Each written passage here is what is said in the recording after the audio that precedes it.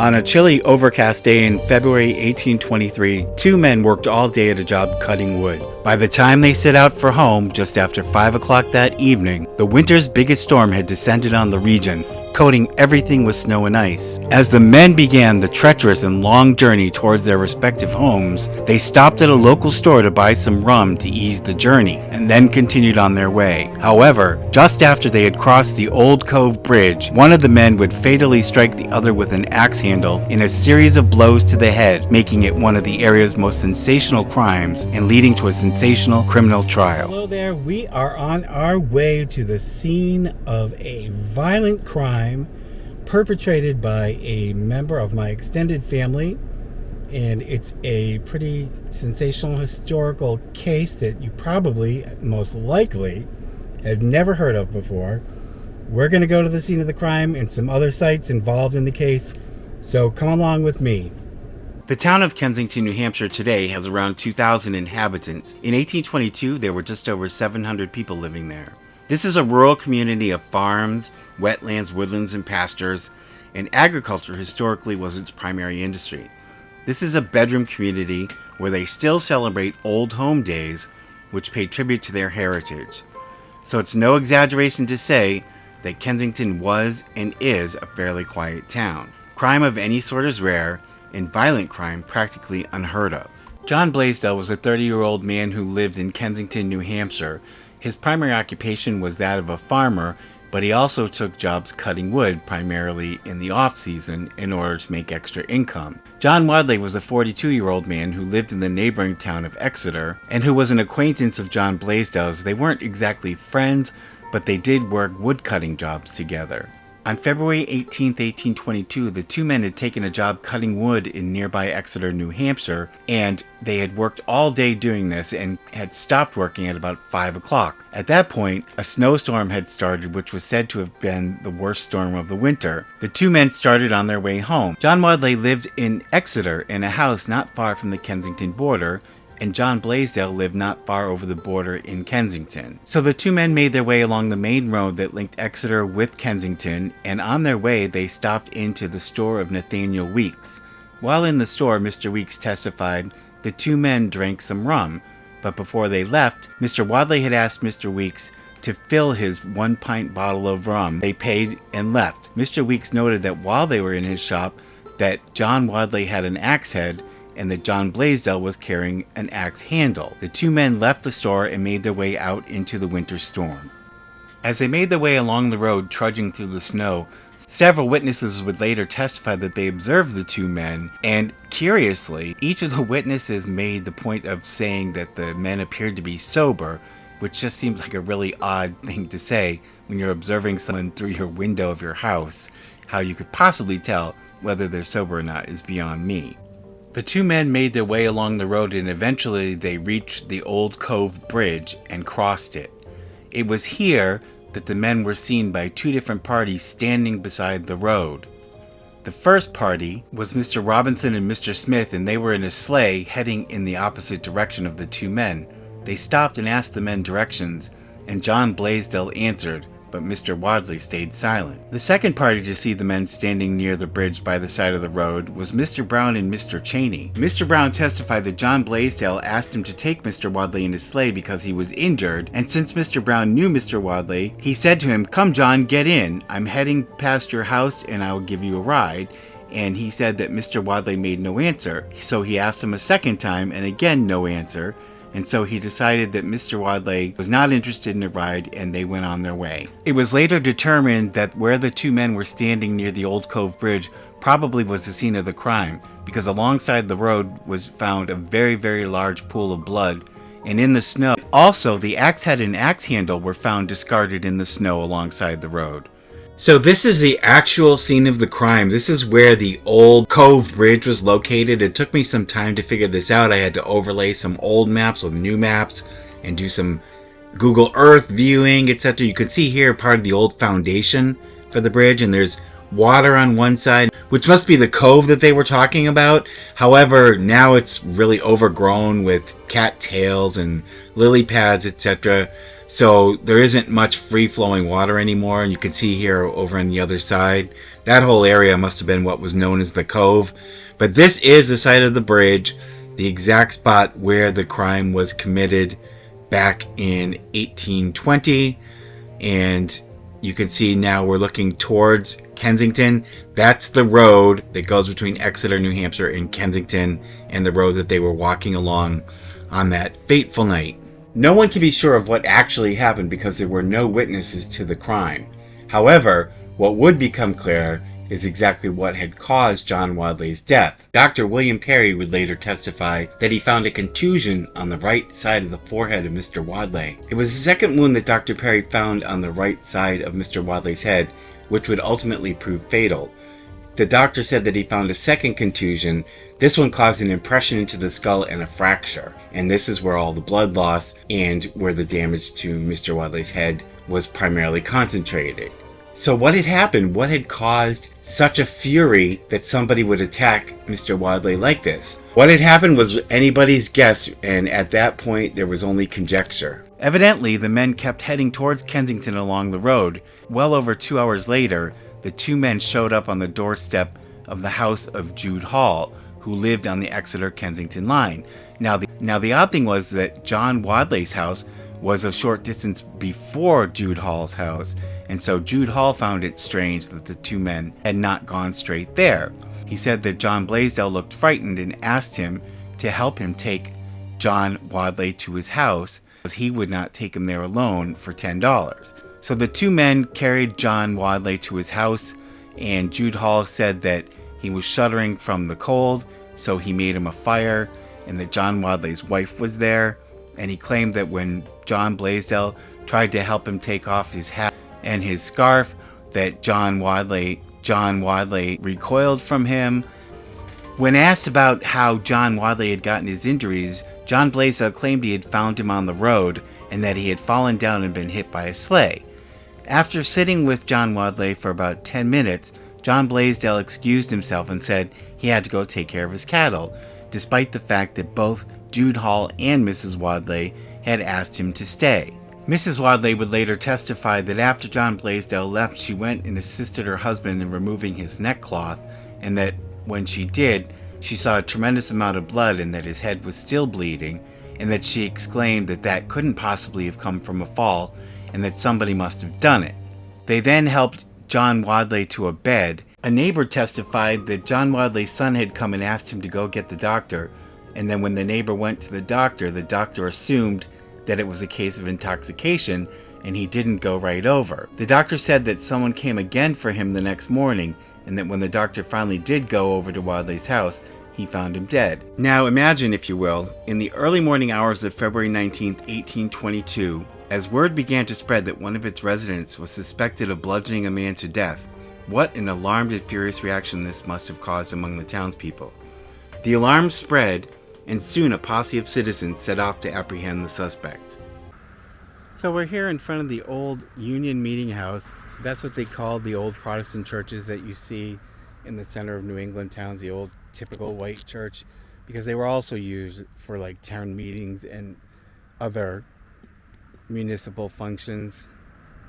So this building is on the National Register of Historic Places, and you can see why. It's a beautiful building. So you can see there's the old town hall back there, and you can see there's another white church in the center. And then behind it, we've got the old burial ground. As the word spread quickly through the town and, fearing for his safety, John Blaisdell took off running. A group of townsmen had reached John Blaisdell's house searching for him, looking to take him into custody, but his grandmother told them that he had already left. They went out to the barn to search, and they found a pair of mittens underneath a pile of hay, which John Wadleigh's wife would later say were his.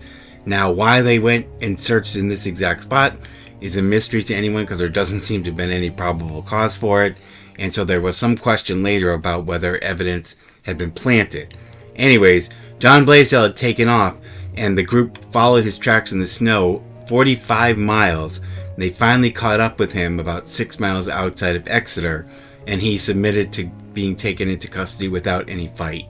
After John Blaisdell was taken into custody, he was brought to the house of Constable John F. Moses, where he was held until he was indicted by a grand jury on charges of murder. He was then transferred to New Hampshire State Prison. In the meantime, the family of John Wadleigh had buried John Wadleigh in the old Upper Cemetery. So you can see this is a beautiful old traditional New England cemetery. It's not very big, but it's got quite a few graves packed into it, and the stones are in really good condition. These are all from like most of the 1700s, and the oldest graves are probably up there by the church. So we're now going to go look for John Wadleigh's grave, which I should be able to find in just a minute. So come along with me. So I really lucked out today. It didn't take me long to find either of the graves I was looking for. And here you're going to see is the grave of John Wadleigh and his wife Betty, I think it says. And you can see his stone here. It's a pretty stone, and I don't know if you can see that detail. It's got the weeping willow tree. He's got some really interesting work on his stone. It's actually in really good shape. It's just really dirty. There's like bird poop and some lichen and stuff on it. But it says Mr. John Wadleigh died February 16th, 1823, aged 42. And then his wife Betty is buried right next to him. You can see how pretty the cemetery is. It's right on the edge of some nice woods. I don't know if it's conservation land or what, but it's really quite peaceful and serene, and I can hear different bugs chattering away.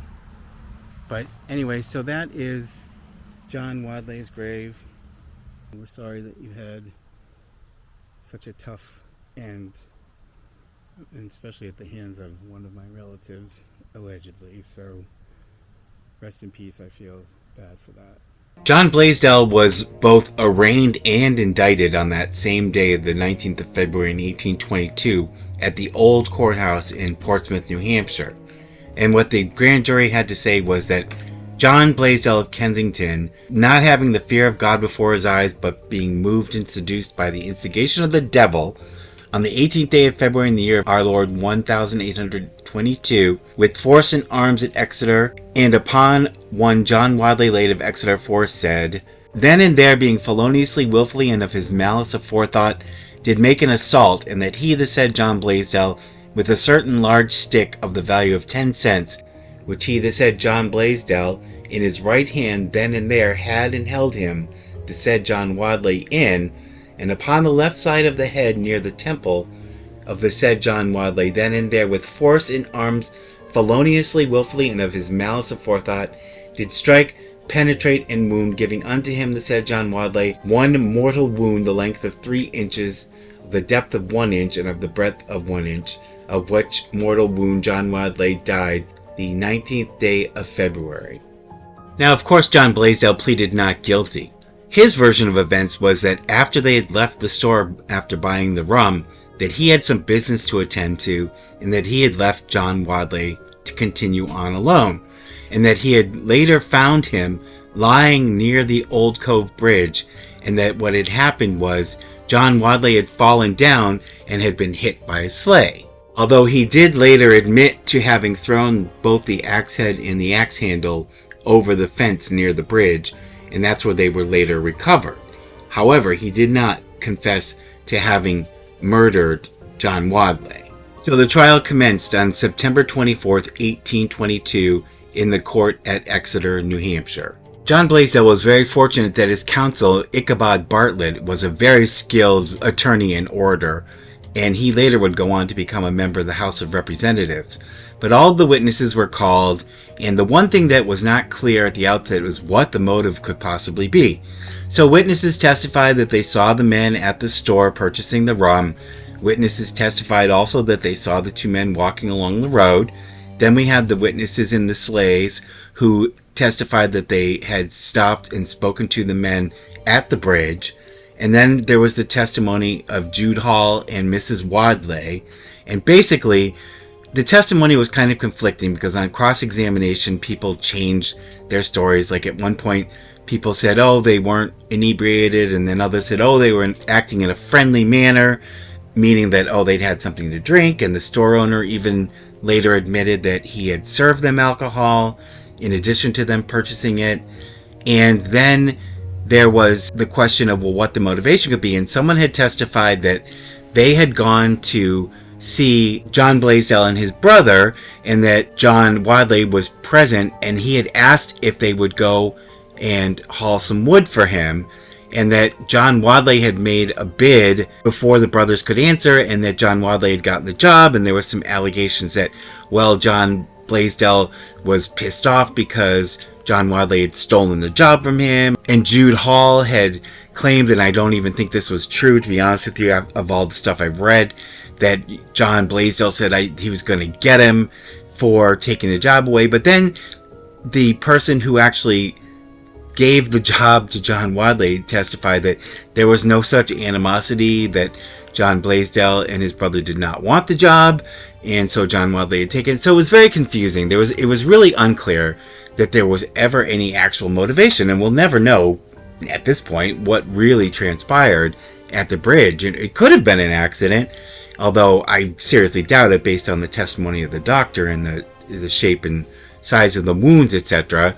But in the end, John Blaisdell was on trial for his life because the penalty, if he was convicted of murder, he would be hung. So his attorney was very skilled and made an argument about, reasonable doubt and why it was important to not let the passions of the day get the better of them, that a man's life was in the line, that if they thought there was a chance that, this was not premeditated, that perhaps it was the heat of the passion at the moment, that they should not find him guilty. And long story short, at the very end of the day, they found him guilty of manslaughter, and he ended up serving about 3 years in the state prison. And while he was in prison serving hard labor, he learned the trade of a stonecutter. And when John Blaisdell was released from prison, he became a stonecutter and actually became a productive member of society again, although I believe this case ate at him for the rest of his life. But he actually laid the stone foundations for several buildings that still exist in Kensington, New Hampshire. Now, John Blaisdell, it was not a happy ending for him, so let's get that straight.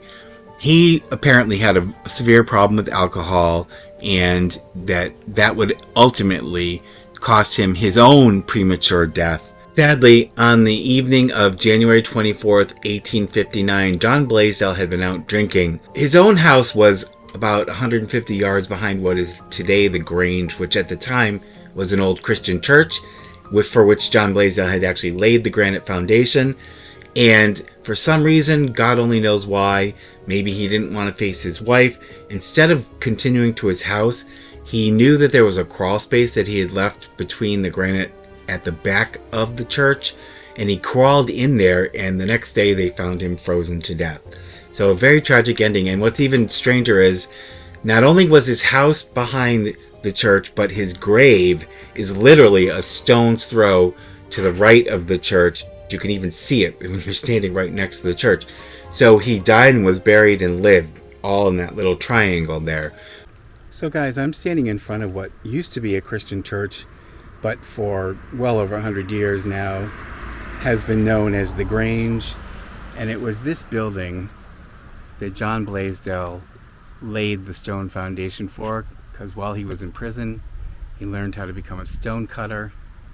And this is one of several buildings that still exist where he did the foundation. And sadly, this would also be the place where they would find him dead. It was here at the rear of the building, and you can see they've put a modern addition onto this building. And if you look, you can see the old part of the building is behind me, and this was the back corner of it. And it was here under this building where John Blaisdell crawled and froze to death that January night. So guys, right behind me here was the location of John Blaisdell's house where he lived at the time of his death. And you can see now that there's nothing left but wilderness woods, some grass. But the irony is that it's located just a stone's throw from this building, which is now the Grange, but which at the time was a church. And John Blaisdell had laid the stone foundation for the church, and he knew that he could crawl into a crawl space that he had left in the stone foundation. And on that January night, he was drunk, and rather than go home, I guess, and face his wife, for some reason he decided on that cold night to crawl under this building, and the next morning they found him frozen to death. Now folks, the sad thing is, not only did John Blaisdell die within a short distance of his own home, but he also was buried within a stone's throw, literally, of the place where he died. And you can see here's his gravestone right here. It says John Blaisdell died January 24th, 1859, age 66 years, 8 months. And he's buried next to his wife, Abigail. And Abigail died September 17th, 1862, age 70 years. And it looks like 7 months, maybe. So John and Abigail are buried side by side here at the Lower Cemetery in Kensington, New Hampshire. And you can see that his home site was back there, and where he was found dead was here. Whatever the motivation, whatever the true facts were, clearly this was something that destroyed his life and ultimately, I believe, contributed to his alcoholism and his own untimely death. So not a happy story. And for those of you who are wondering, John Blaisdell, according to Ancestry.com, is my fourth cousin. It's through my grandmother's line that I'm related to him, and my direct great whatever grandparents, they all come from that small area in New Hampshire. But that's the story of John Blaisdell. I hope you guys enjoyed the story. Please let me know in the comments down below what you thought of it. If you'd like to see more or hear more true crime stories, I would really appreciate it. Thank you all for your support. Take care, and we will see you in the next one.